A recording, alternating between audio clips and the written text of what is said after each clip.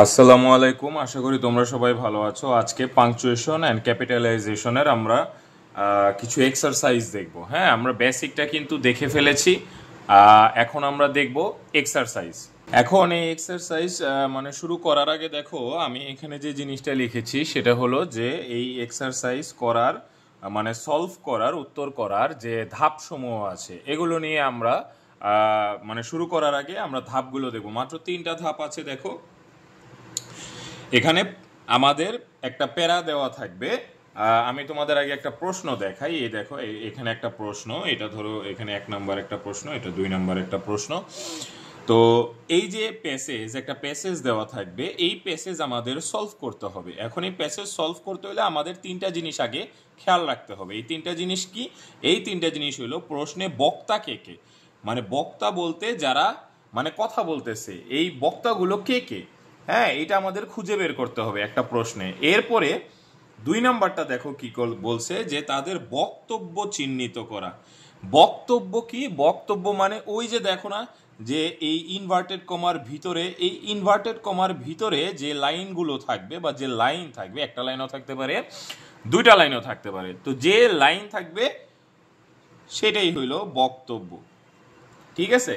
তাইলে আশা করি এই বক্তব্য জিনিসটা তোমরা বুঝতে পারছো। এরপরে কোথায় বক্তব্য শুরু আর কোথায় বক্তব্য শেষ, এটা আমাদের খুঁজে বের করতে হবে। এদের 3 নম্বর স্টেপ, মানে বক্তব্য শুরু হয় সাধারণত এইখানে, ঠিক আছে, আর বক্তব্য শেষ হয় সাধারণত এইখানে।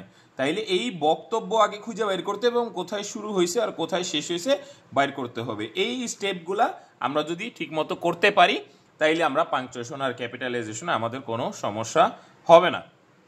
তাহলে চলো আমরা প্র্যাকটিস শুরু করি পাংচুয়েশন এবং ক্যাপিটালাইজেশনের। আচ্ছা, প্র্যাকটিস শুরুর আগে তোমাদেরকে আরেকটা জিনিস আমি একটু লাস্ট দেখায় নিতে চাই, সেটা হলো বাক্য আর বক্তব্যের মধ্যে পার্থক্য কি। দেখো, এই যে পুরাটা, এই পুরাটা হইল একটা বাক্য, কিন্তু এই যে শুধু এই অংশটা হইল বক্তব্য।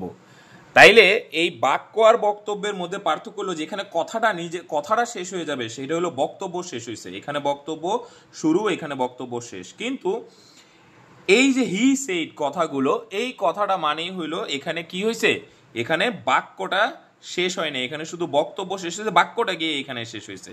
তাইলে এর জন্য এখানে যেহেতু বাক্য শেষ হয় নাই, এখানে কি হয়েছে, এখানে একটা কমা ইউজ হয়েছে।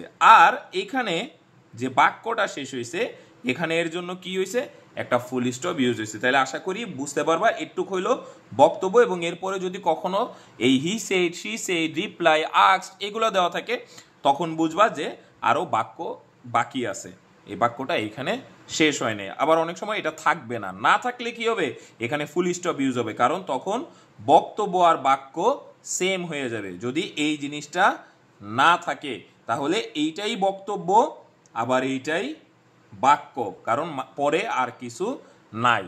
তাইলে চলো, আশা করি ব্যাপারটা বুঝতে পারছো। আমরা প্র্যাকটিস শুরু করি।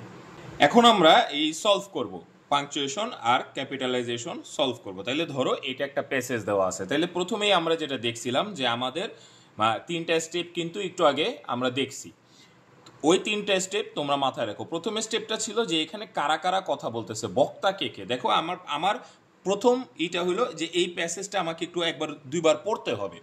ঠিক আছে, এই প্যাসেজটা কি করতে হবে, প্রথমেই প্যাসেজ দেখে আমি 2বার পড়ে নিব। Aren't you going to have any said, I no I never eat asparagus. Asparagus মানে কোনো একটা ঔষধি বা গাছ জাতীয় কিছু।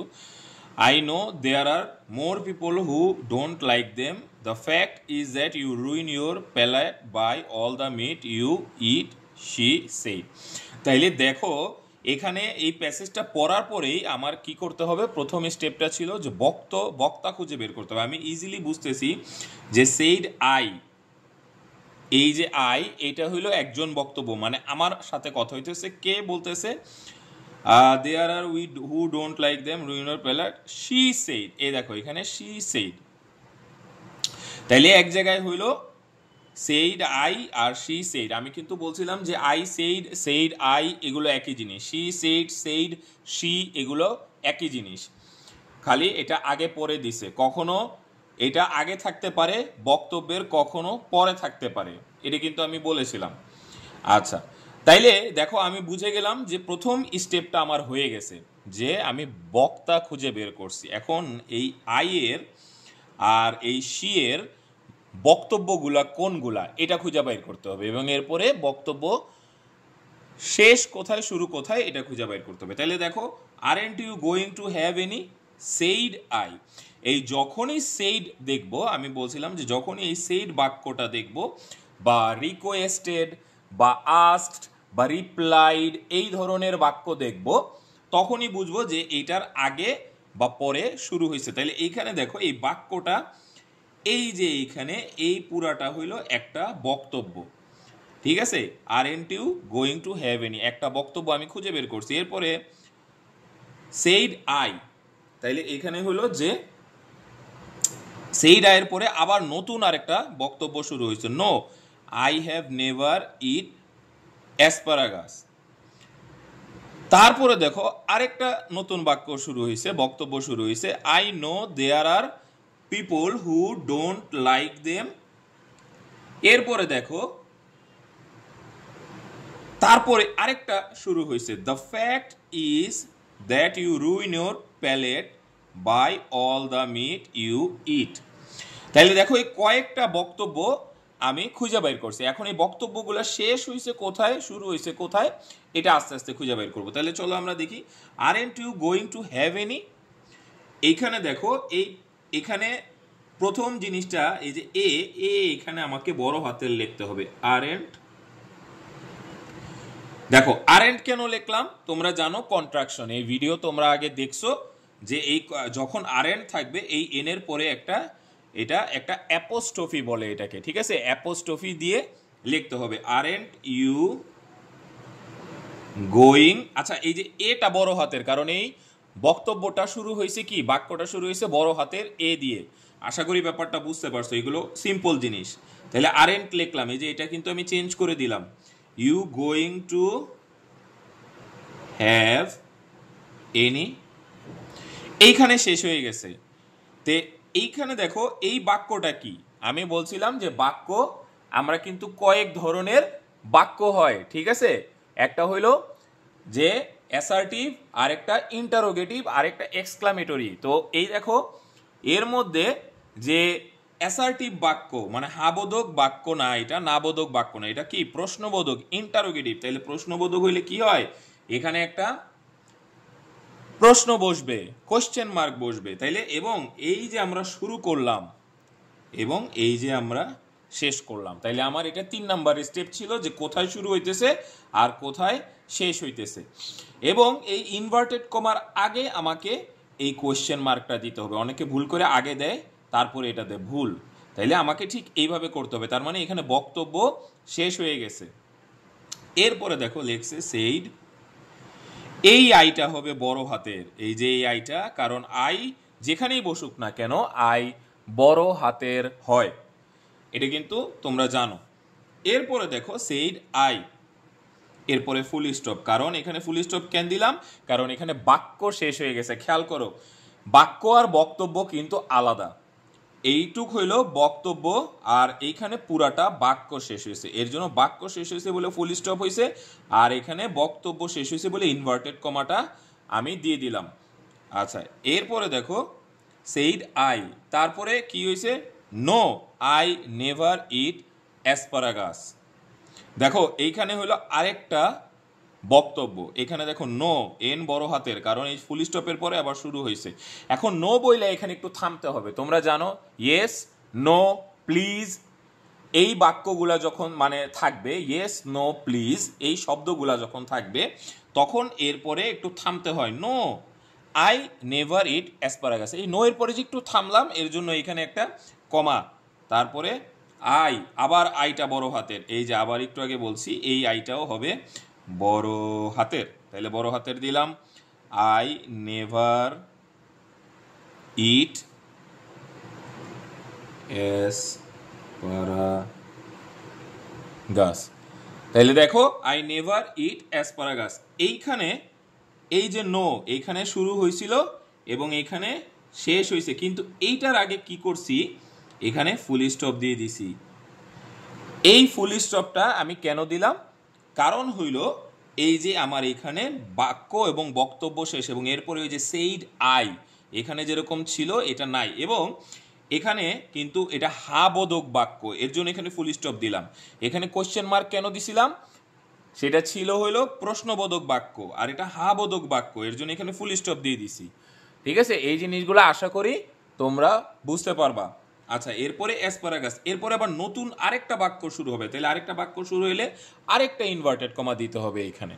তারপরে আই, আবার আই, এই যে এই আই এটাও বড় হাতের, আই নো দেয়ার আর, এই যে দেয়ার আর পিপল হু, এই দেখো হু ডোন্ট, এই যে ডোন্ট আছে, এই ডোন্টের এখানেও এন এর পরে একটা অ্যাপোস্ট্রফি হবে, এই যে অ্যাপোস্ট্রফি আমি এখানে দিয়ে দিলাম কেন, কারণ এটা কন্ট্রাকশন। ঠিক আছে, হু ডোন্ট লাইক দেম, এই যে এখানে ফুল স্টপ দিয়ে দিলাম। এই যে দেম এই পর্যন্ত হইল একটা বাক্য শেষ হয়েছে। ঠিক আছে, তাহলে এখানে ফুল স্টপ দিয়ে দিলাম, এবং এই আরেন্ট আর এই ডোন্ট একই কারণে অ্যাপোস্ট্রফি হয়েছে। এরপরে দেখো don't like them, the fact, এই যে টিটা বড় হাতের, ঠিক আছে টিটা বড় হাতের, the fact is that you ruin your palate by all the meat you eat, এই যে এইখানে দেখো এখন এই এই উদাহরণটা দেখো, একই উদাহরণ 3 লাইন 3 রকম ভাবে। এই দেখো এখানে আমি যে ইনভার্টেড কমাটা দিলাম, ঠিক আছে, এই ইনভার্টেড কমা কিন্তু এখানে ফুল স্টপ দেওয়ার পরে আরেকটা দেই নাই, কারণ কি এই একই লোকের বাক্য চলতেছে। ঠিক আছে, এর জন্য আবার এখানে আমি ইনভার্টেড কমা শেষ করি, এখানে বাক্য শেষ হয়েছে কিন্তু এখানে বক্তব্য শেষ হয় নাই। বক্তব্য শেষ হইলে ইনভার্টেড কমা ক্লোজ করতে হবে, কিন্তু বক্তব্য যেহেতু শেষ হয় নাই, ওই লোকই চলতেছে, ওই লোকই কথা বলতেছে, এর জন্য কি করলাম আমরা এখানে আর কোনো ইনভার্টেড কমা দেই নাই, আবার ইনভার্টেড কমা শুরুও করি নাই, আমরা ডাইরেক্ট লেখা শুরু করছি। এবং এই জায়গায় গিয়ে কি হয়েছে, এই জায়গায় গিয়ে আমার বক্তব্য শেষ হয়ে গেছে। এখন শেষ হওয়ার পরে দেখো শি সেইড, এইখানে লাস্ট ফুল স্টপ, বাক্য শেষ। কিন্তু এই যে বক্তব্য শেষ হয়েছে এখানে এখন কি করব আমি বলো তো, এই যে এই জায়গাটা স্ক্রিনে আমি যে কলম দিয়ে দেখাইতেছি, এই জায়গাটা কি করব, এখানে কি ফুল স্টপ হবে না এখানে কোশ্চেন মার্ক হবে? এখানে ফুল স্টপও হবে না, এখানে কোশ্চেন মার্কও হবে না, এখানে হবে কমা, কারণ এখানে বাক্য শেষ হয় নাই, এখানে বক্তব্য শেষ হয়েছে, এখানে বক্তব্য শেষ হয়েছে তার জন্য এখানে কমা। কিন্তু একটু আগে দেখো এইখানে স্যার তাইলে এই জায়গায় কেন ফুল স্টপ হয়েছে, এই জায়গায় ফুল স্টপ হয়েছে কারণ এখানে বাক্য শেষ হয়ে গেছে এবং আরেকজনের এরপরে কি নতুন বাক্য মানে শুরু হয়েছে, মানে নতুন যে মানুষ তার কথা শুরু হয়েছে। এখানে কিন্তু no I never eat asparagus. তাহলে আশা করি তোমরা জিনিসটা বুঝতে পারছো যে এখানে বাক্য শেষ হয়েছে আর এখানে বক্তব্য শেষ হয়েছে, এটার পরে শি সেইড কথাটা রয়ে গেছে, এর জন্য এখানে কমা। এই শি সেইডটা যদি না থাকতো তাহলে এখানে ফুল স্টপ হইতো। এখানে যেরকম এটার পরে শি সেইড কথা নাই, এখানে কি বাক্য অলরেডি শেষ হয়ে গেছে, বক্তব্য শেষ হয়েছে, বাক্য শেষ হয়েছে, কিন্তু এখানে বক্তব্য শেষ হয়েছে কিন্তু বাক্য শেষ হয় নাই। এই পুরাটাকে, এই যে পুরাটা এই একটুককে বলে বাক্য আর একটুক হইল বক্তব্য। আশা করি তোমরা এই বাক্য আর বক্তব্য জিনিসটা বুঝতে পারবা। আচ্ছা দেখো এখন এরপরে আমরা পরেরটা শুরু করব। এখন এই পরেরটা শুরু করলে কি হবে দেখো, would you please tell me one reason of air pollution? Yes, the smoke from our household activities, vehicles, factories, etc. is mainly causing air pollution.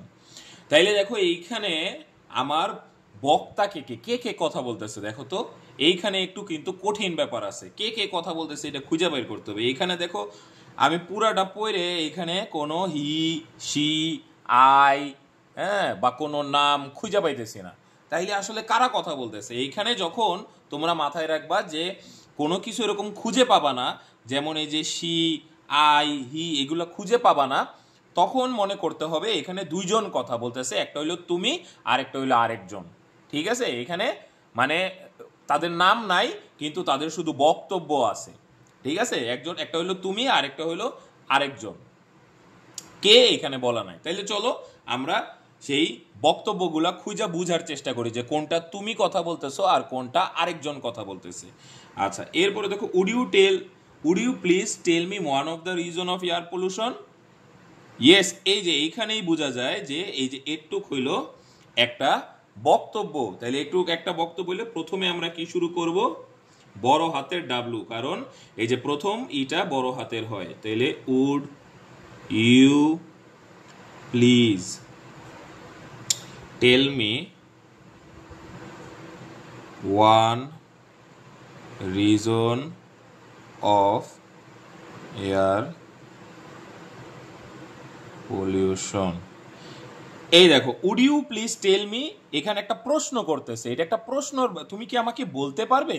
তাইলে এখানে প্রশ্ন করলে কি হবে? এখানে প্রশ্নবোধক চিহ্ন হবে। আর এই যে আমি শুরুতেই এটা দেই নাই, এই যে এখানে এটা আমার বক্তব্য শেষ হয়ে গেছে। ঠিক আছে, যেহেতু প্রশ্ন সেহেতু প্রশ্নবোধক। আচ্ছা, yes, the smoke from our house hold activities, vehicles, factories. এই যে এইখানে যে শেষ হইলো, এই ইয়েস দিয়ে যে আরেকটা শুরু হইলো। ঠিক আছে, এখন আমি আরেকটা ইনভার্টেড কমা খুলবো। তাই আরেকটা ইনভার্টেড কমা খুললাম। ইয়েস, বড় হাতের ইনভার্টেড কমা খুললেই প্রথম অক্ষর কি হয়? বড় হাতের হয়। ইয়েস, এই যে একটু আগে বলছিলাম যে নো, ইয়েস এগুলা থাকলে কি হবে? Yes, the smoke from our house hold. এই দেখো, এইখানে আমরা যে লিখব smoke from house hold activities, vehicles, factories, এই যে কতগুলা শব্দ, এই যে অ্যাক্টিভিটিস, ভেহিকেলস, ফ্যাক্টরিজ, এটসেট্রা, মানে কি কাজকর্ম, গাড়ি ঘোড়া, কলকারখানা ইত্যাদি, এই যে কয়েকটা শব্দ, এগুলো কি, এই শব্দগুলা যখন পাশাপাশি বসতেছে তার মানে কি এগুলা একই ধরনের শব্দ। এই শব্দগুলা পাশাপাশি বসলে এর মানে কমা হয়। বাংলাতে যেরকম দেখো যে কাজকর্ম কি কি কারণ আছে, এই ধোয়ার কি কি কারণ, কাজকর্ম, গাড়ি ঘোড়া, হ্যাঁ, কলকারখানা ইত্যাদি, তখন এই যে মাঝখানে মাঝখানে কি হয়? এই যে মাঝখানে মাঝখানে একটা কমা হবে। Vehicles, activities, factories, etcetera. Etcetera মানে কি? এই এটসেট্রা মানে হলো ইত্যাদি। তাহলে এই এটসেট্রার পরে একটা ফুল স্টপ হয় সব সময়। এই এটসেট্রা ফুল স্টপটা কেন হইছে এইখানে বুঝতে হবে। এই ফুল স্টপটা কিন্তু ভাই অন্য জিনিস। এই ফুল স্টপটা কেন হইছে? এই ফুল স্টপটা হইছে যে এসেট্রা বাক্য শেষ হয় নাই, বাক্য শেষ হয় নাই, এখানে ফুল স্টপটা হইছে এসেট্রা, এটা সংক্ষিপ্ত শব্দ হইল ইটিসি।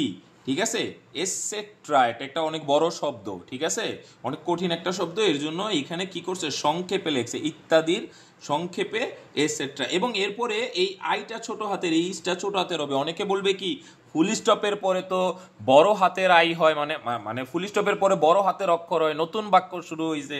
কিন্তু আসলে তো ভাই নতুন বাক্য শুরু হয় নাই, এই ফুল স্টপটা বাক্য শেষ হয় নাই, এটা হইলো এই সংক্ষিপ্ত করছে দেখে এটসেট্রা, এই জন্য ফুল স্টপটা দিছে। আসলে বাক্য এখনো শেষ হয় নাই, বাক্য হইলো is mainly causing air pollution, air pollution. এইখানে গিয়া আমার বাক্য শেষ হয়েছে এবং আমি এখানে একটা ফুল স্টপ দিয়ে দিলাম। তাহলে এই ফুল স্টপটা কিন্তু ভাই বাক্য শেষ হয় নাই, এটা হইল সংক্ষিপ্ত রূপ। এই সংক্ষিপ্ত রূপের কারণে এই ফুল স্টপটা দেওয়া হয়েছে। তাইলে আশা করি এটা কিন্তু খুবই সহজ, আবার খুবই কঠিন। কঠিন এখানে একটা ভুল হইতো, আর আরেকটা কি, এখানে কোনো হি, সি, আই, ইউ এগুলো উল্লেখ করা না, এটা ধরে নিতে হবে কোনটা কার বাক্য। তাহলে would you please tell me one reason of air pollution, এটা একজনের বাক্য, এরপরে এটা হলো আরেকজনের বাক্য, ঠিক আছে, এই পুরোটা হলো আরেকজনের। এবং এইখানে দেখো আমি কি ভুল করছি, এই যে তোমরাও এই ভুলটা করবা। ফুল স্টপ দেওয়ার পরে কি হয়েছে, কি করো নাই, ফুল স্টপ দেওয়ার পরে এখানে ইনভার্টেড কমা ক্লোজ করো নাই, এখানে খুলছো ঠিকই কিন্তু এইখানে ক্লোজ করতে ভুলে গেছো। আমি যেরকম ভুলে গেছিলাম তোমরাও পরীক্ষার হলে ভুলে যাবা এবং এই জায়গায় একটা মার্ক কাটা হয়ে যাবে। তাইলে আশা করি ব্যাপারটা বুঝতে পারছো, এবং যখন সলভ করবা আরেকবার একটু পড়বা। এই দেখো আমি আরেকবার পড়তে গিয়ে এই ভুলটা পেয়ে গেছি, ঠিক আছে। আমি যদি আরেকবার না পড়ে সাথে সাথে উল্টায় ফেলাইতাম কাগজ, তাইলে কিন্তু আমি আর এই ভুলটা পাইতাম না, এবং এখানে আমার একটা মার্ক কাটা হয়ে যাইত। একটা করে ভুল হবে, একটা করে মার্ক কাটা হবে। তাইলে আশা করি তোমরা মোটামুটি এই দুইটা জিনিস সলভ করলাম তাইলে বুঝে গেছো, এবং পরবর্তীতে আমরা আবার আরেক ভিডিওতে আরো দুইটা সলভ করব।